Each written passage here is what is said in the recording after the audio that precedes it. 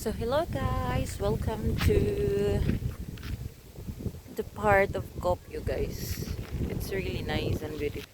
Yung sapa ng Kopyo guys. Diba ang ganda dito? Ito tayo. I-tour kita dito, dali. Diyan ang ganda ng Kopyo. Sapaya ng Kopyo. Para itong park guys, tingnan mo. Diyan. Para itong park. Pero sa gilid siya ng sapa. Ito umupo guys. Ang ganda dito umupo. Pero hindi yata ito pwedeng paliguan. Yan. Diba ang ganda niya? Marami pang mga ano dun. Parang pantalan na ata yan dun. Yan, dami pang ipon. Na lumilipad. Bawal daw yung aso, sabi. Bawal yung aso.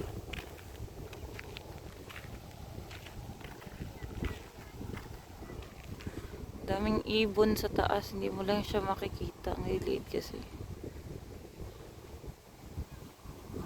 Makikita yung ibon. Hindi pala. Yan o. Oh, ang daming ibon. Park to ng ano, guys, part ng Kopyo City Center. Tapos maraming ano doon, maraming mga yate doon. Hindi siya yung ito yung main harbor. Ano lang siya dito, park lang siya. Na malawak yung sapa. Yan. Ganyan siya kalawak, guys. Maganda siya dito. Ito yan.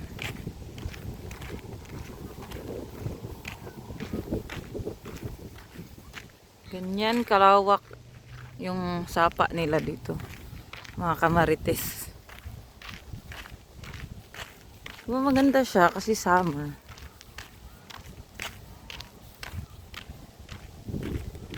Ang daming boat dito. Tapos pwede kang umupo doon.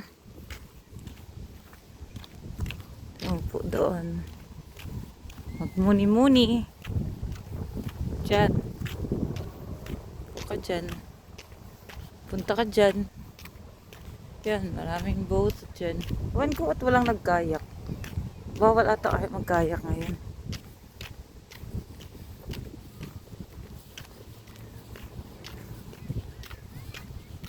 Yung crow. Yung uwak pala nito nila guys, malayang malaya sa uwak natin. Oh. Yan yung uwak nila. Yan. Daming uwak. Tayo. Bawal ata mag-ano dito. Bang ganda ng tanawin. Oh, may towel pa na naiwan. Oh, pwede kang magyate. Yung lumang yate nila.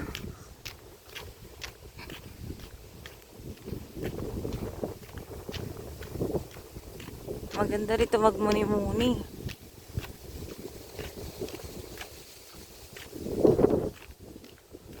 Yan siya kaganda. Ano yung saranggola pala yun?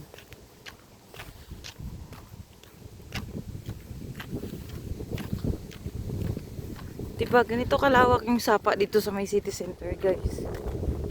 Yan siya. Yan. Ang ganda niya.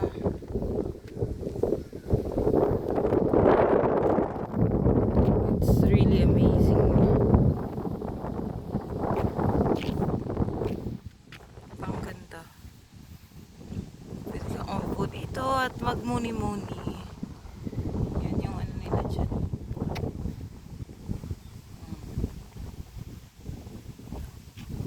Maraming barko doon. Di man to port, ibang area to. Para sa mga private ata to na mga ano. Ibang dami.